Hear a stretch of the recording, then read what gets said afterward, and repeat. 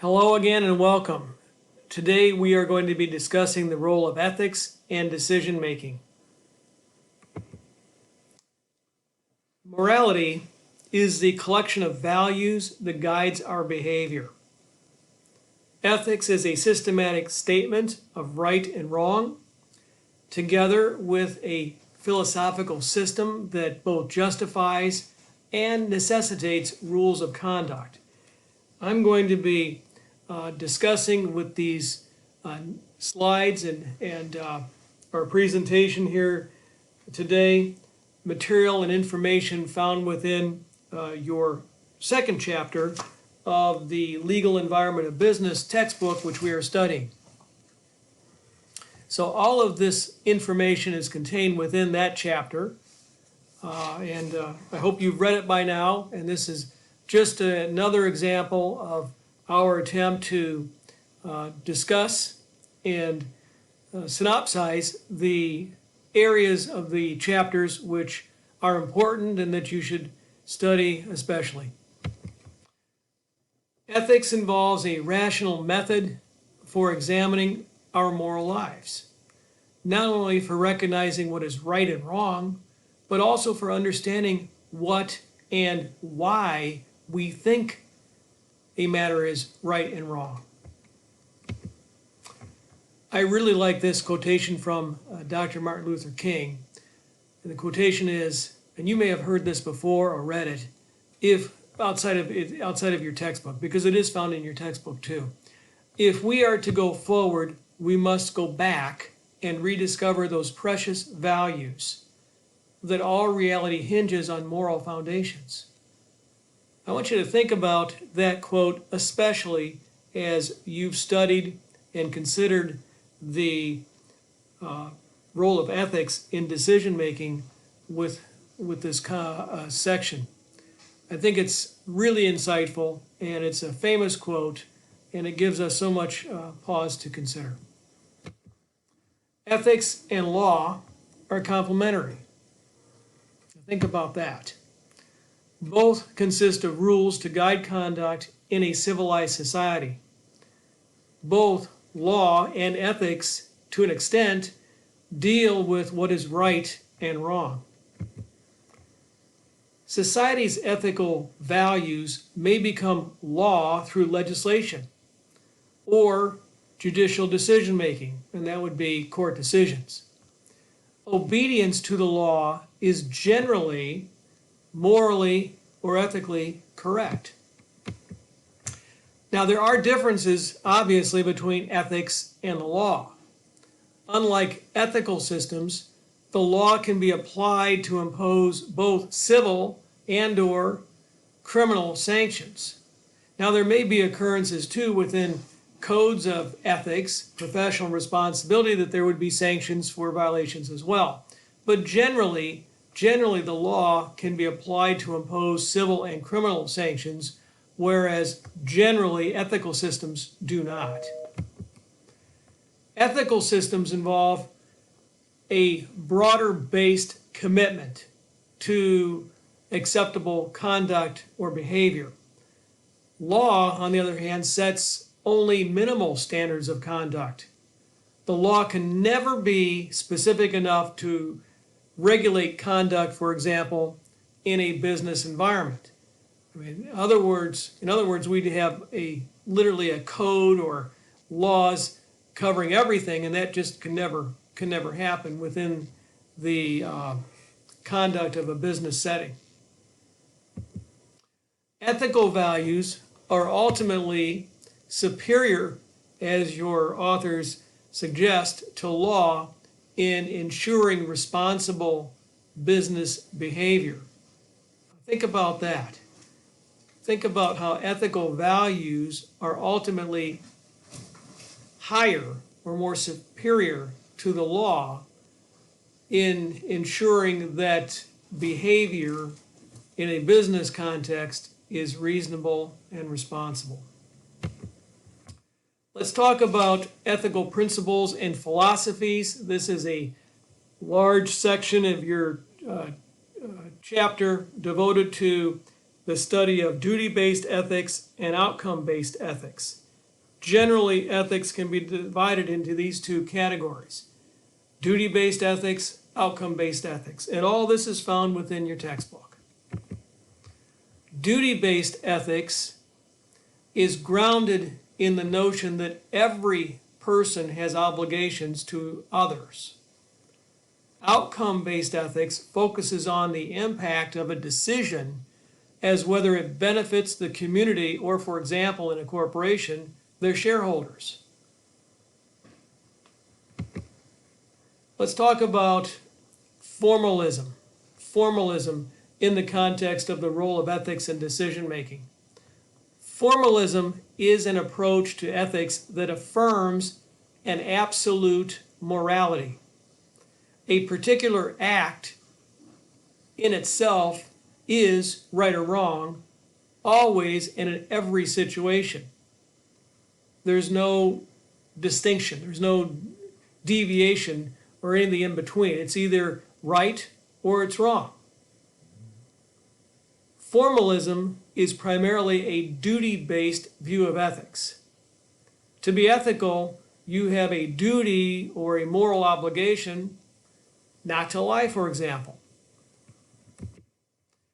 Duty-based ethics focuses on obligations. Duty-based ethics deals with standards for behavior that traditionally were derived from a religious context and or philosophical reasoning. Nearly every religion has principles or beliefs about how one should treat others. In a Judeo-Christian tradition, for example, the Ten Commandments establish these fundamental rules for moral action. The principles of the Muslim faith are set out in the Quran. Hindus find their principles in the four Vedas. Religious rules generally are absolute with respect to behavior. For example, thou shalt not steal. It's absolute. The rights theory proponents, and all of this again is within your textbook, believe that a key factor in determining whether a business decision exists is how that decision or a business decision is arrived at or considered is how the decision affects the rights of others. Another view of duty-based ethics focuses on basic rights and related principles. For example, the principle that human beings have certain fundamental rights can translate to a duty-based ethical system. Immanuel Kant was a German philosopher. He identified, really in some of his philosophies, guiding principles for moral behavior. And there's a lot of information in your chapter about Immanuel Kant. He believed that human beings are different from other physical objects and are endowed with moral integrity and the capacity to conduct their behavior rationally. He developed the so-called categorical imperative. That's in your textbook, of course. I darkened that term, categorical imperative. You should have a good understanding of what that term is with respect to the role of ethics and decision-making with respect to formalism. According to Kant, the categorical imperative means you have a moral duty to act in a way that everyone should act. Kant contends that to make an exception for your own behavior would be immoral or unethical. Your authors also comment on the similarities between Kant's categorical imperative and the golden rule, which is do to others as you would have others do to yourself. Let's talk about consequentialism. That deals with the moral consequences of actions rather than with the morality of the actions themselves. In other words, it's outcome determinative. For a consequentialist, lying, for example, itself is not necessarily unethical. However, lying does have consequences that must be evaluated for their ethical implications. For example, if one lies to someone else, there may be a loss of trust or harm done by that lying from the perspective of the person about whom was, lied to. So think about that in terms of a consequentialist perspective. It's outcome determinative. Consequentialists focus on the so-called common good. The ethics of action are measured by how they promote the overall common good. Outcome-based ethics looks at the impact of a decision in an attempt to determine its maximum benefits and minimal consequences. The dominant form of consequentialism is utilitarianism. Utilitarianism evaluates actions based on their usefulness. For a utilitarian, the ends justify the means. Again, outcome determinative, but the ends justify the means. That's a form of decision making with the philosophy of utilitarianism. Jeremy Bentham, a British philosopher, is credited with promoting the philosophical theory for outcome-based decision making, which is known as utilitarianism.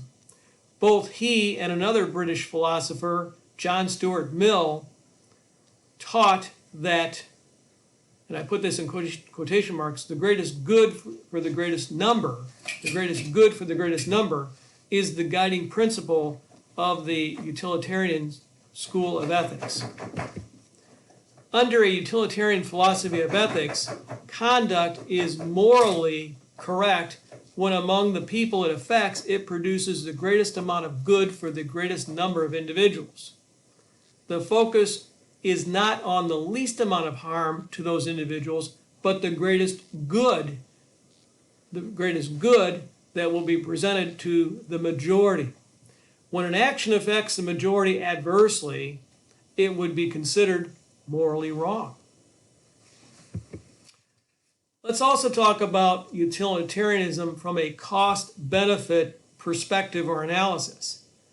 A cost-benefit analysis essentially involves an evaluation of the positive and the negative effects of alternative choices or actions upon those individuals affected by the same.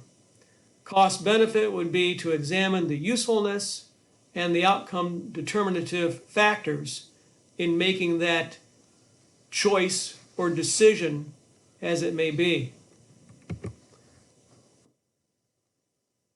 Let's talk about comparing the two ethical systems.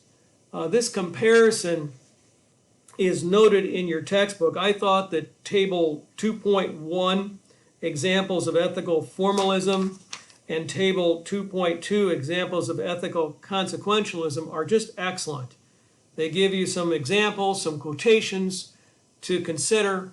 Formalist and consequentialist can arrive at the same conclusion for an ethical course of action, but they use a different approach or evaluation process. Take a look at that figure 2.1 in your textbook as well, which is noted as or referred to as a common result. You'll notice on that figure in your textbook, at the very top, there is the term dilemma, and at the very bottom, opposite the term dilemma, is that box that contains the word resolution. Now you'll look at each of the side boxes, one's in, at least in my textbook, colored in a yellow and the other one's in a purple, the category of formalism and the category of consequentialism. You'll note that the dilemma can be examined from both ethical systems, but may result ultimately in the same resolution. Formalism examines absolutism, morality of actions. The test would be, am I willing to permit others to act in this way? Consequentialism focuses on relativism, the morality of the actions, and the test would be, do the results promote the common good? Very interesting. I hope you consider that figure in your textbook with regard to especially the questions or the discussion board questions that are posted this week.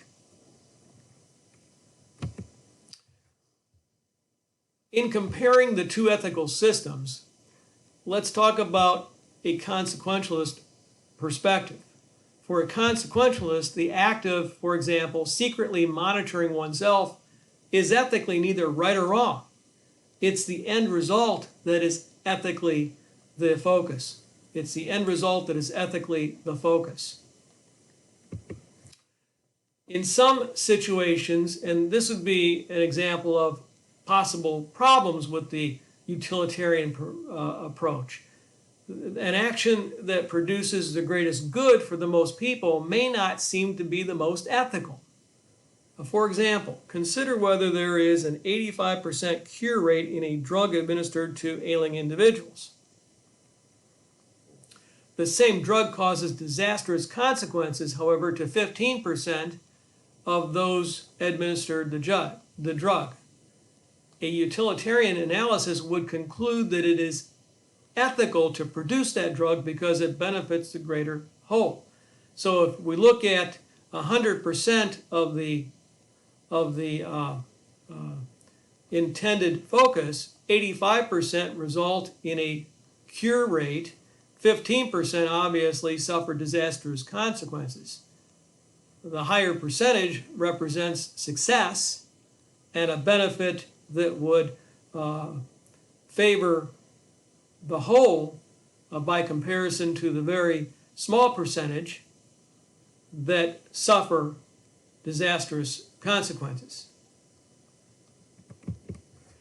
Consider the subject, and again, this is in the context of problems with the utilitarian approach, the subject of business ethics regarding the promotion and sale of tobacco products. And this is also found in your textbook on sidebar 2.4.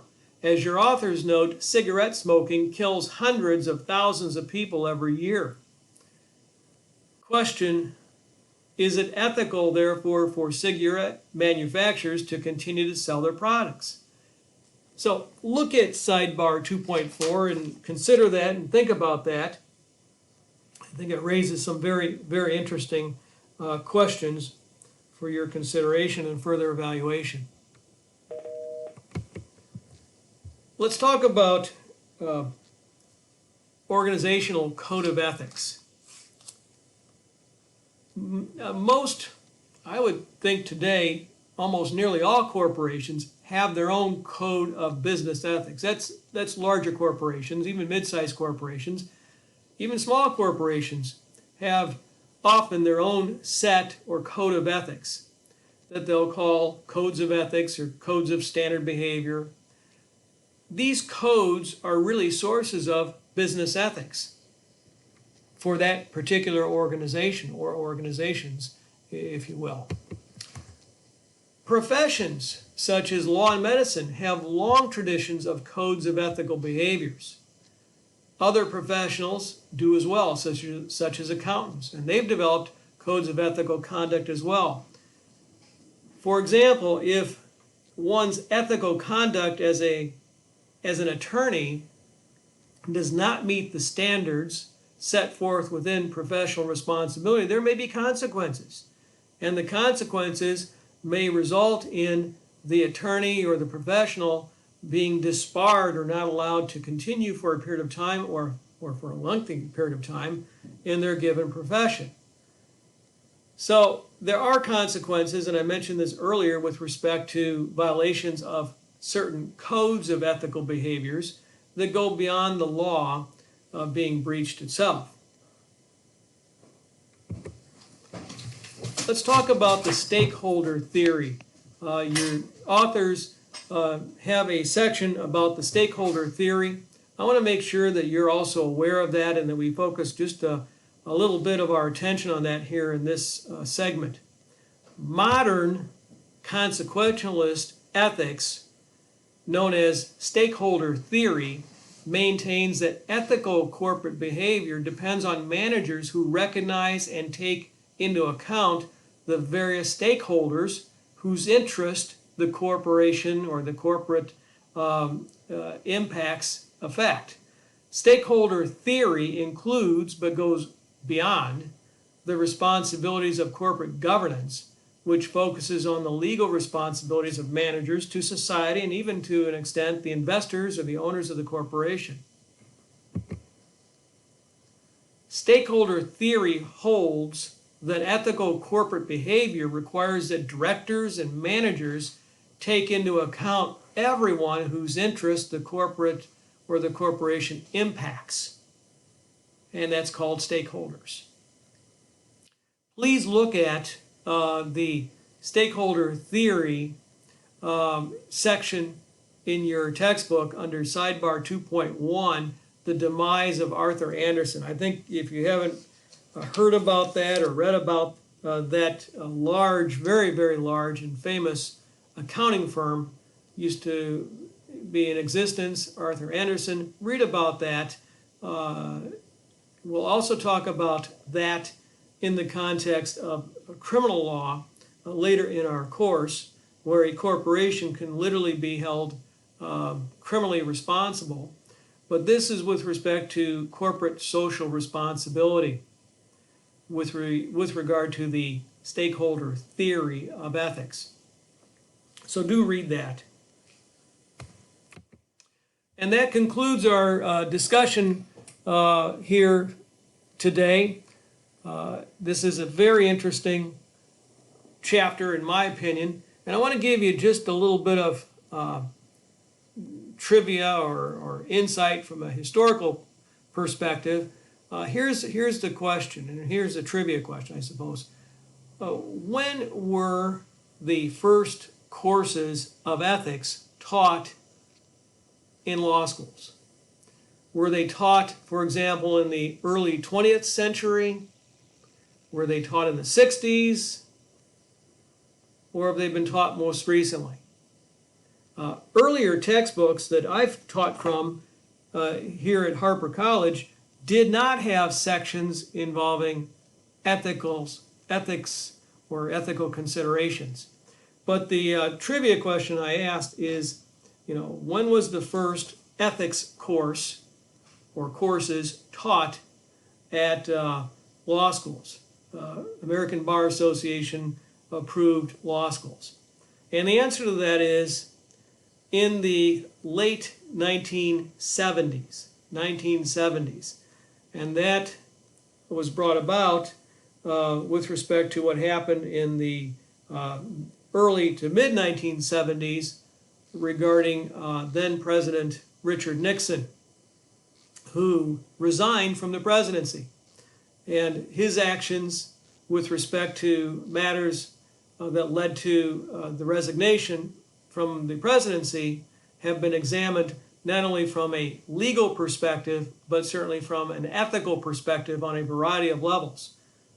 From that event, which often is referred to as Watergate, or the Watergate scandal, courses have been designed and taught at law schools and over the years since in graduate schools and certainly now in undergraduate programs. Most textbooks will contain, for business law purposes or legal environment of business, anything involving corporate governance will include a chapter or more on ethics. So ethics is certainly a topic that all of us should be aware of. We should understand that there are different points of view, different philosophies, different approaches, but it's something that certainly will govern behavior and conduct in the modern workplace and in the corporate world, and certainly it is part of the legal and regulatory environment of business. So hopefully this has been an insightful chapter, a good topic here to really focus your interest upon, and thanks again for your time and attention.